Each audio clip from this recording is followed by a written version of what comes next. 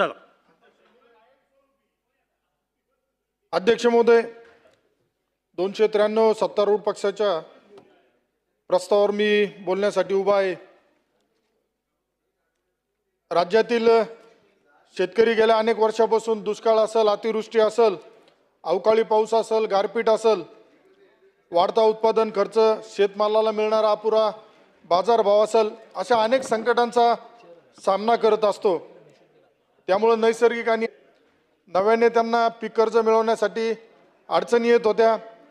त्याच्यावरती मात करण्यासाठी 2014 नंतर प्रथमच तत्कालीन महायुती सरकारने जून 2017 मध्ये छत्रपती शिवाजी महाराज शेतकरी सन्मान योजना सुरू केली. या योजनेच्या माध्यमातून शेतकऱ्यांना कर्जाच्या विळख्यातून बाहेर काढणं, पीक कर्जाच्या माध्यमातून त्यांना भांडवल उपलब्ध करून देणं, अशा प्रकारचा एक प्रयत्न आपल्या सरकारच्या माध्यमातून झाला होता. आर्थिक वर्ष 2026-27 मध्ये शेतकरी कर्जमाफीसाठी विविध योजना अंतर्गत तरतुदी केल्या असल्या तरी पुरवणी मागण्यांमध्ये शेतकऱ्यांना केंद्रस्थानी ठेवून छत्रपती शिवाजी महाराज शेतकरी सन्मान योजना 2017 अंतर्गत उर्वरित पात्र शेतकऱ्यांना कर्जमुक्त करण्यासाठी अतिरिक्त 200 कोटी रुपयाची तरतूदही करण्यात आलेली आहे. 2020 मध्ये महात्मा ज्योतिराव फुले शेतकरी कर्जमुक्ती योजना लागू करण्यात आली. या योजनेअंतर्गत 2 लाखापर्यंतचा कर्जमाफीचा लाभ देण्यात आला. कर्जमाफीची मर्यादा 2 लाख असल्यामुळे त्यापेक्षा अधिक ज्यांचं कर्ज होतं त्यांना त्या योजनेचा लाभ मिळू शकला नव्हता. परिणामी लाखो शेतकरी कर्जमुक्तीपासून वंचित राहिले. वस्तुस्थितीचा संवेदनशीलतेने विचार करून महायुती सरकारने 26-27 मध्ये पुण्यश्लोक अहिल्यादेवी होळकर शेतकरी कर्जमुक्ती योजना 26 जाहीर केली. ही योजना शेतकऱ्यांसाठी खरंच एक दिलासादायक ठरणारी योजना आहे. या योजनेअंतर्गत 2 लाख रुपयापर्यंतची कर्ज माफी देण्यात येणार असून जमीन धारणेचा कोणताही निकष ठेवण्यात आलेला नाही. त्यामुळे लहान, मध्यम, मोठ्या सर्वच शेतकऱ्यांना समान न्याय मिळणार आहे. या योजनेचे वैशिष्ट्य म्हणजे 2 लाख रुपयापेक्षा जास्त कर्ज असलेल्या शेतकऱ्यांचाही या योजनेत समावेश करण्यात आला आहे. त्यामुळे यापूर्वीच्या योजनेमधून वंचित राहिलेल्या शेतकऱ्यांना निश्चित यामध्ये मोठा दिलासा मिळणार आहे. कर्जमुक्ती होण्याची नवी संधी प्राप्त होणार आहे. त्यामुळे कर्जमुक्ती, वन टाइम सेटलमेंट, प्रोत्साहनपर लाभाचे 3 घटक समाविष्ट करण्यात आले आहे. अध्यक्ष महोदय, योजनेतील महत्त्वपूर्ण बाब म्हणजे कर्जफेड करणाऱ्या शेतकऱ्यांसाठी प्रति शेतकरी 50,000 रुपयापर्यंत प्रोत्साहनपर लाभ देण्याची तरतूद करण्यात आली आहे. त्यामुळे केवळ थकीत कर्जदारच नाही तर आर्थिक शिस्त पाळणाऱ्या शेतकऱ्यांचाही सन्मान महायुती सरकारच्या वतीने करण्यात आलेला आहे. 2026-27 मध्ये शेतकरी कल्याणाला सर्वोच्च प्राधान्य देत शासनाने भरीव आर्थिक तरतूद केलेली आहे. तब्बल 20,552 कोटी रुपयाच्या अतिरिक्त निधीची तरतूद या माध्यमातून करण्यात आली आहे. अध्यक्ष महोदय, विदर्भ मराठवाड्यातील शेतकऱ्यांच्या उत्पन्न वाढीसाठी महायुती सरकारचा दूरदृष्टीपूर्ण निर्णय झालेला आहे. हवामानातील बदल असेल, बियाणांची गुणवत्ता, कीडा रोगाचा प्रादुर्भाव, उत्पादन खर्चात वाढ, उत्पादकतेतील घट यामुळे कापूस उत्पादक शेतकरी अनेक अडचणींचा सामना करत आहे. या पार्श्वभूमीवर केंद्र सरकारने 26-27 पासून कापूस उत्पादकता अभियान सुरू करण्याचा महत्त्वपूर्ण निर्णय घेतला आहे. त्याच धर्तीवरती महाराष्ट्र शासनाने राज्यातील शेतकरी आत्महत्याग्रस्त जिल्ह्यातील प्रमुख पीक असलेल्या कापसाची उत्पादकता वाढवण्यासाठी, दर्जेदार बियाणांच्या गुणवत्तेत वाढ करण्यासाठी 19 जिल्ह्यांमध्ये कापूस उत्पादकता मिशन राबवण्याचा निर्णय घेतलेला आहे. अध्यक्ष महोदय, अल निनोच्या आव्हानावर मात करण्यासाठी महायुती सरकारची जलसुरक्षा मोहीम सुद्धा सुरू आहे. महासागरातील समुद्राचे तापमान सामान्य तापमानापेक्षा वाढल्यामुळं त्याचा परिणाम निश्चितच होणार असून त्यामुळं आज पिण्याच्या पाण्यापासून सर्वच गंभीर प्रश्न निर्माण झाले आहेत. येणाऱ्या पुढील कालावधीमध्ये आपल्याला भूजल पातळीत वाढ करणे, टंचाईमुक्त गावं जे आहेत त्यांच्याकडे लक्ष देणं, धरणातील गाळ सातत्याने साचत राहिल्याने पाणी क्षमता कमी झाली आहे. त्यासाठी गाळमुक्त धरण व गाळयुक्त शिवार ही योजना शासनाने राज्यात कायमस्वरूपी केली आहे.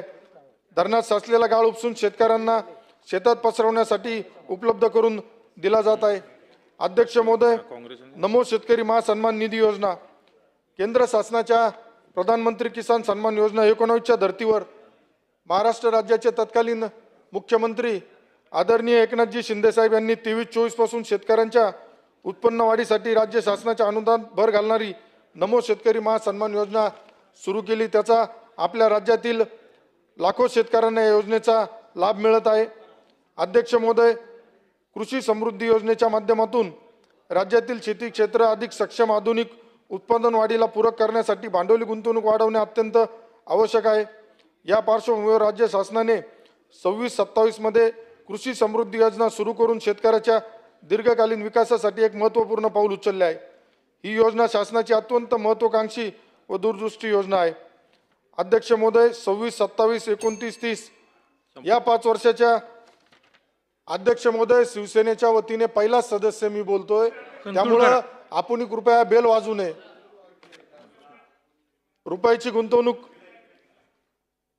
अल्प कालावधीत हजारो कोटी रुपयाची गुंतवणूक करण्यात येणार आहे।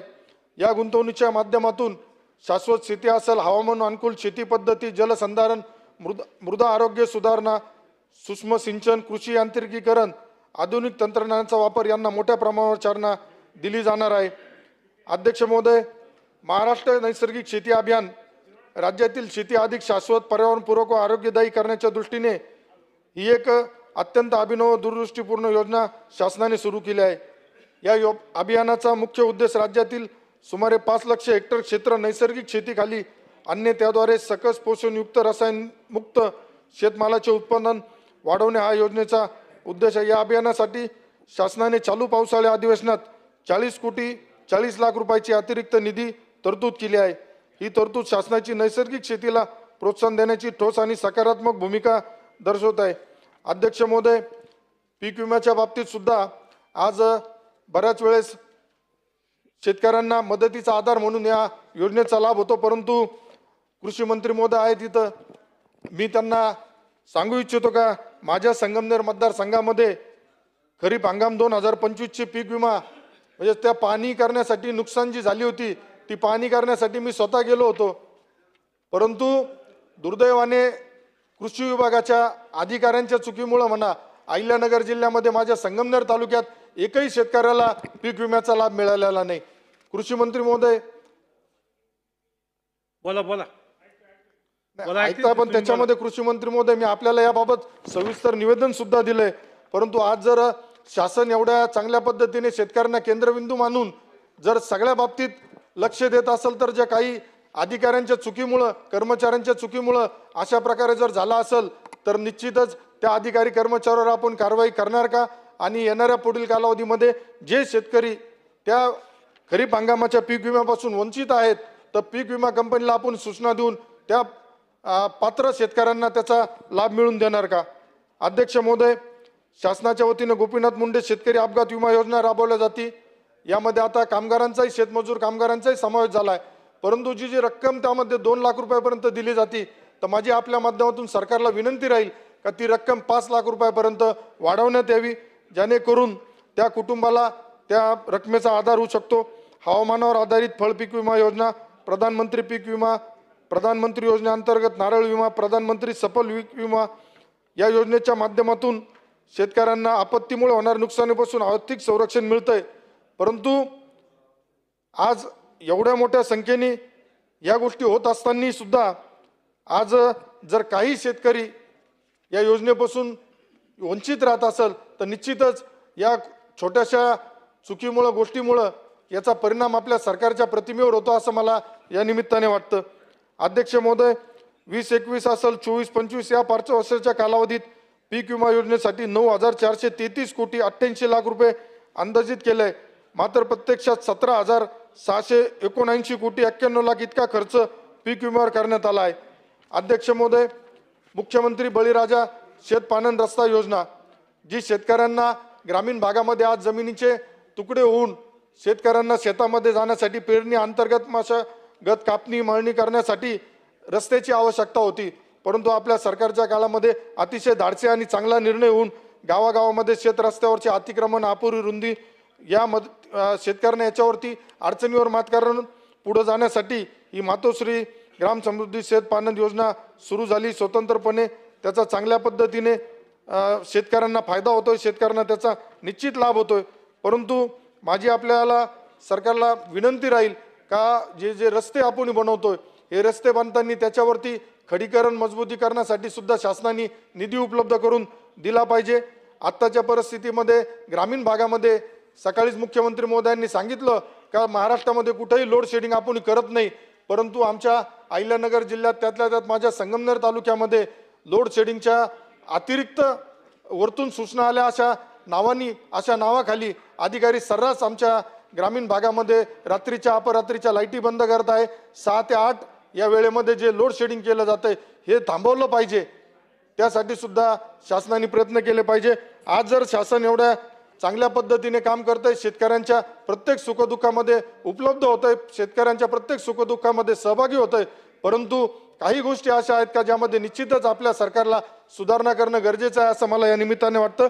अध्यक्ष महोदय मला बोलण्याची संधी दिली त्याबद्दल आपला आभारी आहे। धन्यवाद। धन्यवाद।